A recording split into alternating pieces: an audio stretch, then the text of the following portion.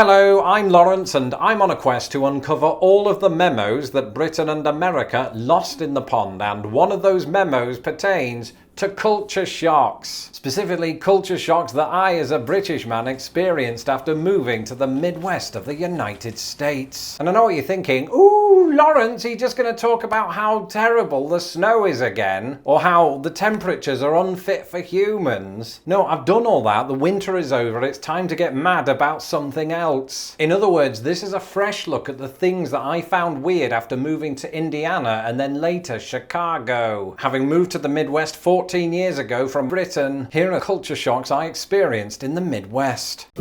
So, it's quite possible that you've heard me talk about mosquitoes before and how in my first year of living in the United States they almost took my face off. But the Midwest is known for other flying things that get in your face, and one of those things is gnats. And there's a very timely reason that I should talk about gnats, because about 2.7859 million of them ended up on my front porch yesterday. And for those of you asking, yes, I did initially think they were mosquitoes, and no, I didn't go out to greet them. But this is something that can just happen in the Midwest, right? Swarms of insects with wings just turn up out of nowhere and you can barely move or see. Now, thankfully, unlike mosquitoes, I am told that gnats don't bite or even sting, which is weird because gnats backward is stang, right? Which sounds like sting. There's a gnat right there on my light. Got in, one of them got in. One of them, a Lone Ranger, is in my studio right now. Might even feature in the video, I don't know. That would be really meta, and also it'd be nice to have a guest, do a collab.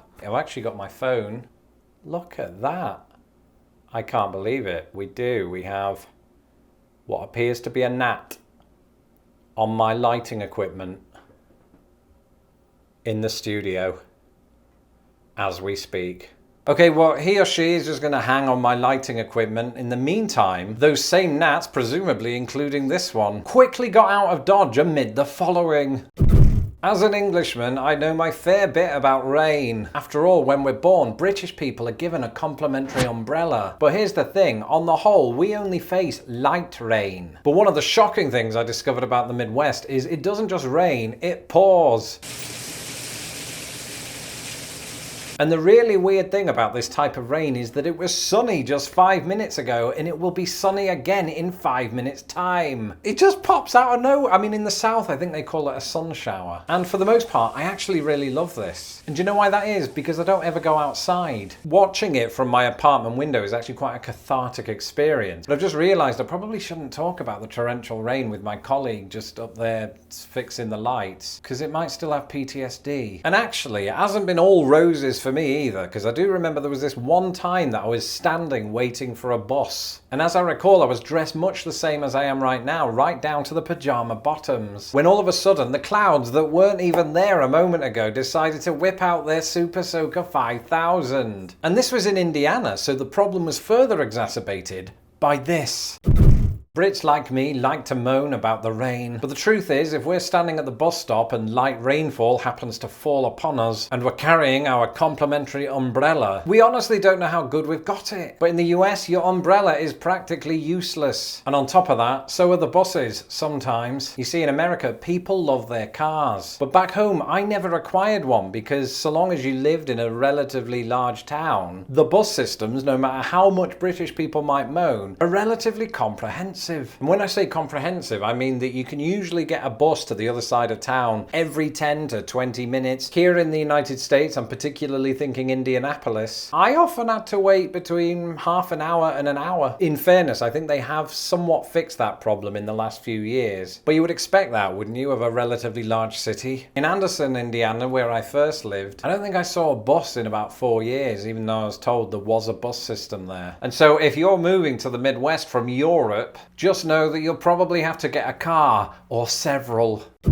In Britain and just, all across Europe, there's a certain look to how people dress. It's that kind of European look. I don't know how to describe it because I'm not a fashion expert, but I think the clothes, generally speaking, are more sleek, We can afford to dress more sleekly. Is that it better be a word? Because we obviously don't have temperatures that are more akin to Greenland. So in the winter we can get away with, you know, a trench coat. Do people still wear those? I do. Just not in the winter, because I live in Chicago. Here in the Midwest, specifically in winter, everybody dresses in the baggiest clothes you've ever seen. So baggy jeans, baggy shirts, baggy hoodies, baggy bags. And at first I thought this was weird, right? But after a week of living in the United States, I became a baggy clothes convert. And that's because back then everything was a novelty, so I wanted to be outside experiencing it all. But to do that you have to dress up in about 3 layers of flannel, and for my British audience I'm not talking about washcloths. These days I have reverted more back to my European ways, he says, sitting in his pyjama bottoms. But that's because I no longer go outside or interact with anyone.